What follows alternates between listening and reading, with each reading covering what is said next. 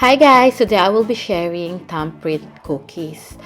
For the ingredients, we need 2 cups of plain flour, 1 cup of room temperature butter or 225 grams of butter, 1 teaspoon of vanilla extract, and half a teaspoon of almond extract.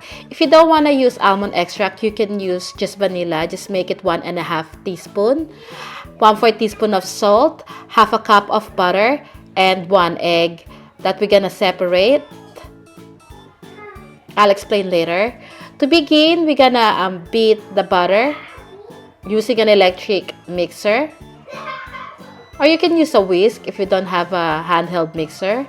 Just make sure that the butter is at room temperature.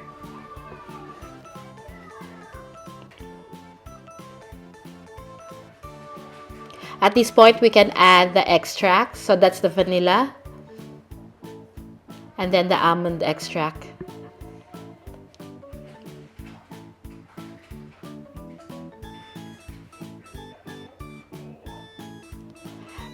Now we will add the sugar, and then we're gonna continue to beat this until it is well combined. Occasionally stop to scrape down the side of the bowl.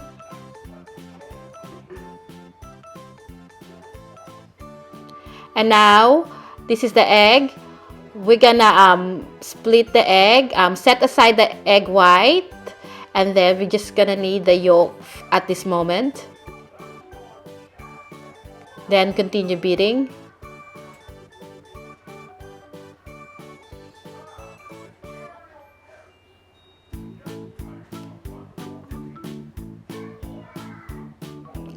Now we're gonna combine the salt and the plain flour, give it a mix, and then just dump this with the butter.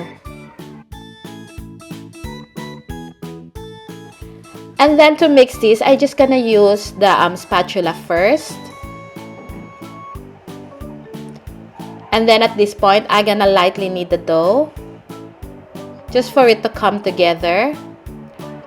You will notice that the mixture or the dough is quite dry, but don't add any more liquid to this. You know that your dough is right if you grab a little bit of the dough, press it against your hand, and it clumps together.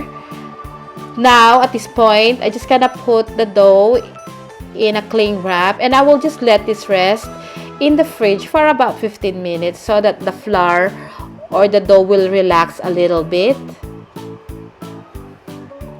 So into the fridge.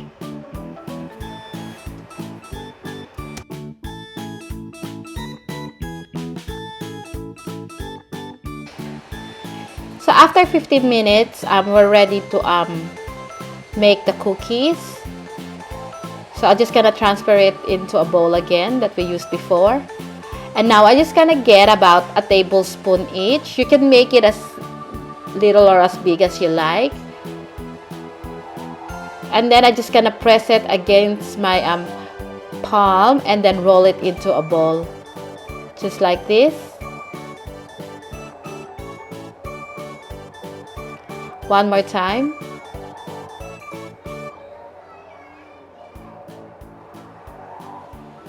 So I'm pressing it like quite firmly. If it cracks while you're rolling it, just press it again and it will come together because your palm is quite warm and it's gonna help the dough come together. So you can see the egg white in there, and then this is the peanut. I use about half a cup of this. This is the type that I use. If you can find this, you can just buy peanuts and then use a rolling pin to crush it, or you can use a food processor. And then I also gonna be using shredded coconut. By the way, this stuff is optional. You can just make your thumbprint cookie plain. So now we're ready to assemble the thumbprint cookie. So lightly beat the egg white, just like this.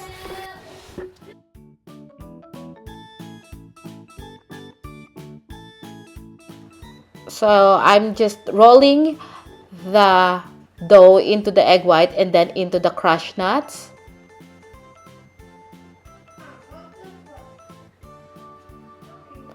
One more time.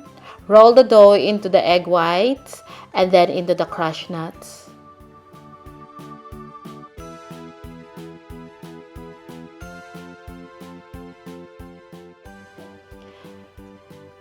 And same procedure for the shredded coconut. So we're gonna roll the dough into the egg white and then into the shredded coconut.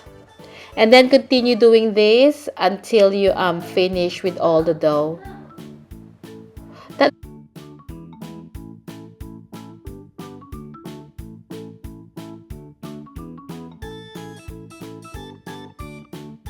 It's now time to make an indentation in the middle of the cookie using your thumb. If you find that when you press the cookie in the center and the cookie is cracking, it's okay. Just lightly put it back together just like this.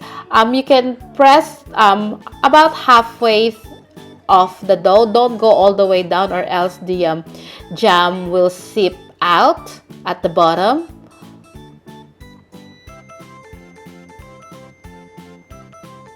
Just like this. See, it's not, the indentation is not all the way through. Same thing we're gonna do with the coconut thumbprint cookie.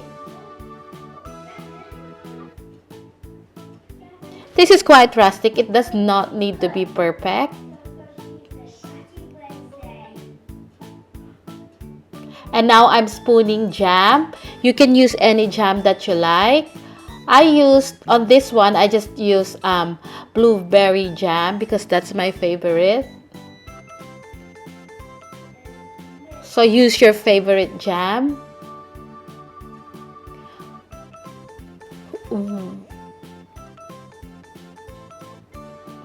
With the coconut one, I use raspberry and apricot, and then we will bake this in a preheated oven at 180 degrees Celsius for about 15 to 18 minutes. And this is what it looks like after baking. Let it cool down in the baking tray for a little bit, for about 1 minute to 2 minutes before transferring it into a wire rack.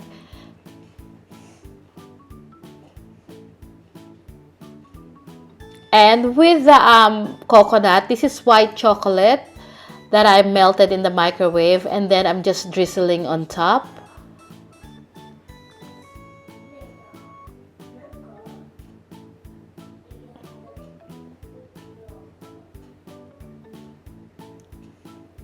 You can use powdered sugar to do this as well. So now I'm letting them cool down completely.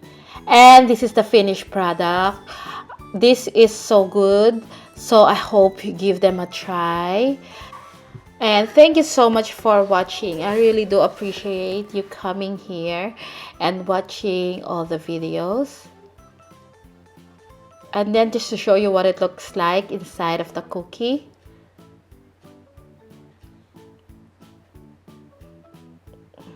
They're so good.